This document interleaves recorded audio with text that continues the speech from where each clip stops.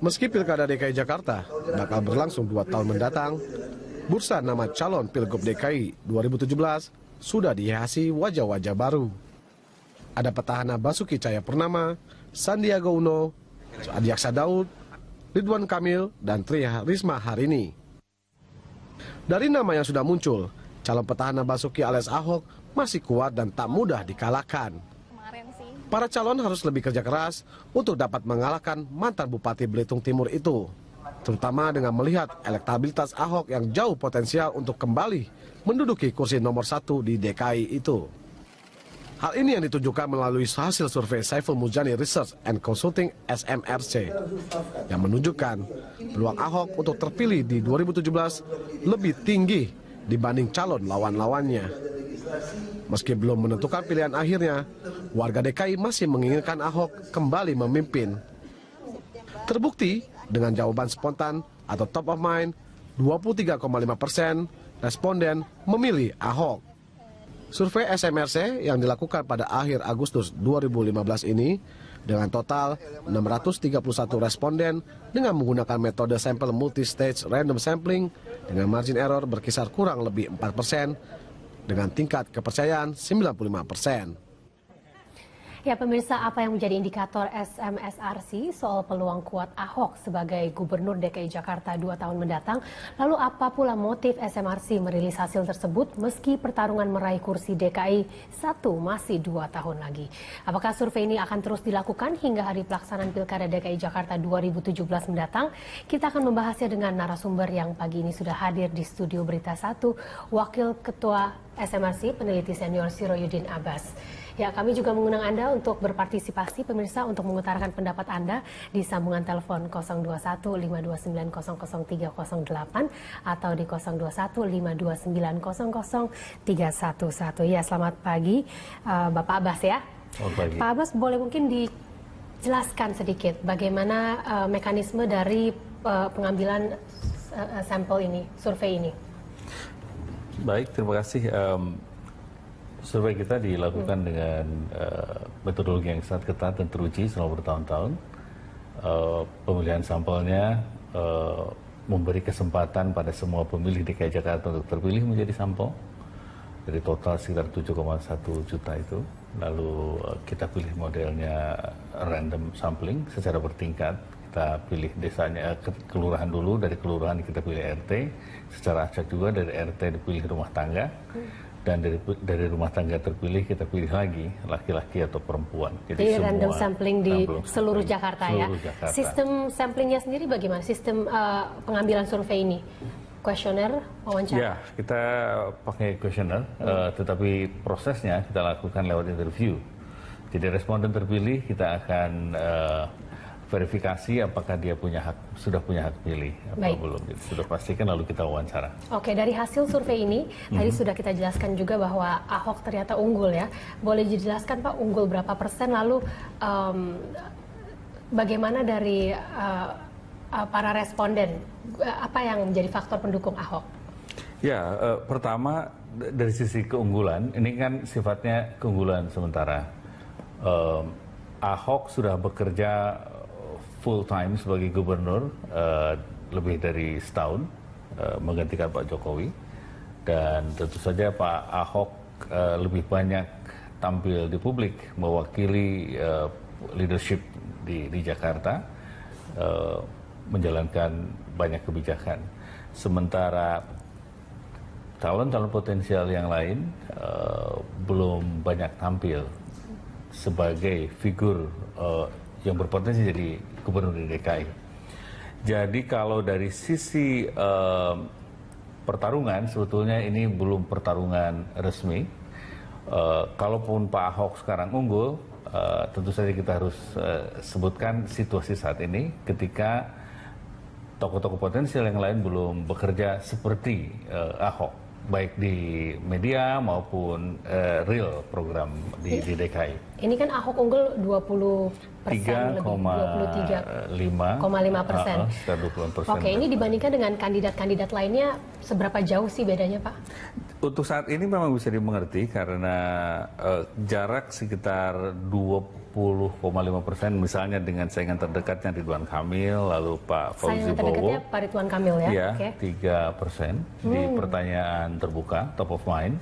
Pertanyaan kita, kalau Pilkada DKI Jakarta dilaksanakan saat ini, siapa calon yang akan Ibu pilih? Siapa yang terlintas di benak Anda begitu ya? Jadi Gubernur DKI ya 23,5%, Pak Ahok, 3% Pak Ridwan Kamil, seterusnya ada Bedanya Pak cukup Fauzi signifikan Bowo. ya?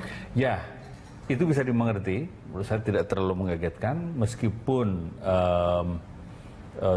jauh, tapi jauh itu bisa dijelaskan dengan intensitas interaksi antara tokoh-tokoh itu dengan publik pemilih Jakarta. Ahok lebih intensif, Ahok setiap hari muncul di TV, di seluruh media, keluar di kelompok-kelompok masyarakat, sementara yang lain kan masih berjarak, belum bekerja di DKI. Baik, selain Ridwan Kamil tadi, kandidat kuat lainnya siapa lagi Pak?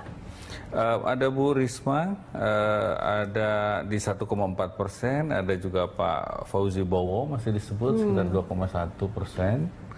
Lalu ada Pak Tantowi Yahya, 1,4%. Pak Jokowi sendiri masih disebut kurang lebih 0,9%. Pak Jokowi sendiri Ya. masih disebut ya? Ada juga Pak Abraham Lunggana di 0,8% gitu.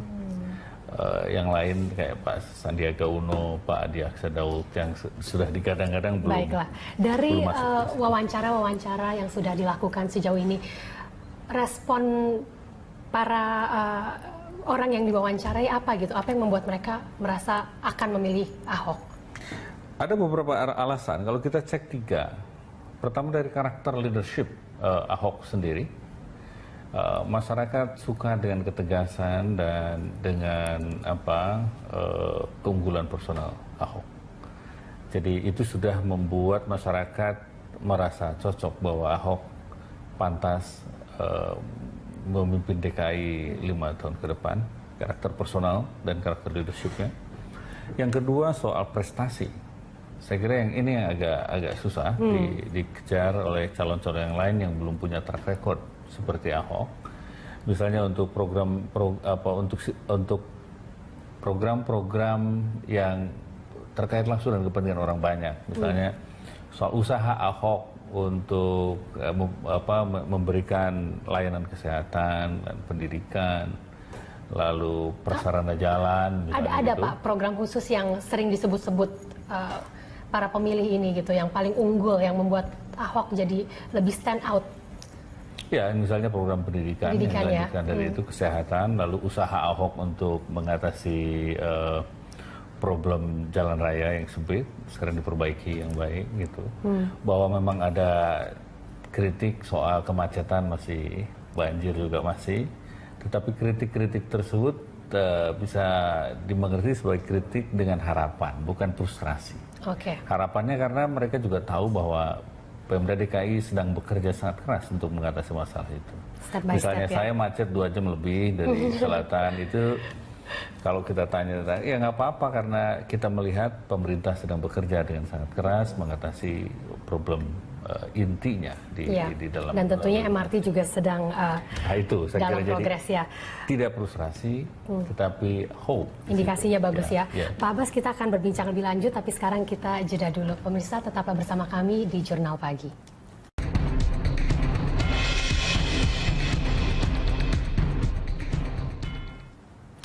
Ya, kembali di Jurnal Pagi bersama saya Luisa Kusnanda, dan kita lanjutkan dialog pagi ini bersama dengan peneliti senior Pak Siroyudin Abbas. Bapak menyebutkan ada 3 hal yang menjadi faktor-faktor keunggulan Ahok dari hasil survei Bapak ini. Yang pertama leadership, kedua prestasi, lalu yang terakhir apa nih Pak? Yang terakhir saya kira yang paling soal kesesuaian antara kebutuhan Jakarta untuk melakukan pembaruan terus-menerus dengan cara kerja Pak Ahok. Misalnya ketegasan dan keberanian itu diterima sebagai indikator kepemimpinan yang memang diharapkan dan cocok saat ini.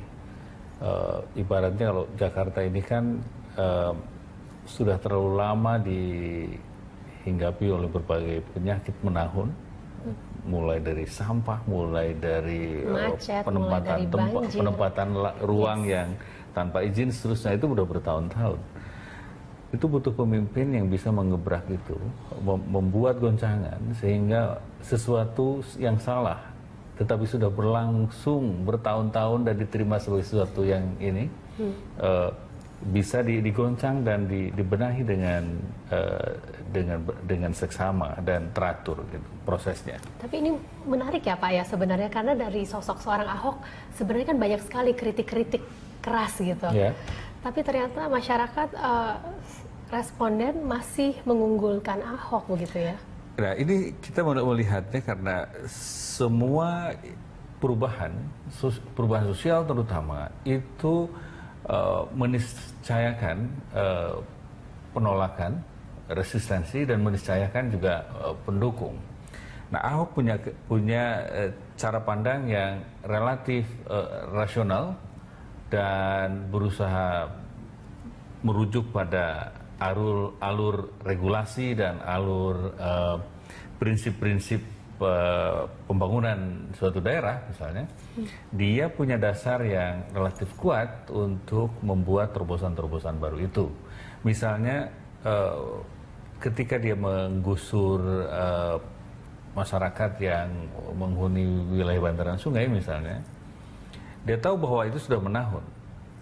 Tetapi setiap perubahan ke arah yang lebih baik itu kan membutuhkan pengorbanan, dan pengorbanan itu harus diberikan semua orang, masyarakat, ya politisi, ya pengusaha, ya pemerintah sendiri, dengan memberikan jalan alternatif yang baik. Misalnya dia menyediakan rumah susun, ketika digusur itu tidak diusir dan dinistakan kemanusiaannya, tapi juga diperlakukan sebagai manusia secara terhormat. Penolakan pasti, karena tentu saja banyak pihak yang berkepentingan dengan situasi yang sudah berlangsung puluhan tahun itu. Tetapi kalau Ahok kompromi dengan itu, tidak akan ada penyelesaian dan tidak akan ada perbaikan. Ya. Jadi leadership yang seperti itulah yang ditunjukkan Ahok dengan ketegasannya. Jadi masyarakat kelihatannya memandang bahwa model leadership yang seperti itu yang cocok dengan kebutuhan Jakarta saat ini. Jadi karakter personal, lalu prestasi, lalu kesesuaian antara personal leadership dengan konteks tantangan yang sedang dihadapi oleh masyarakat. Baik.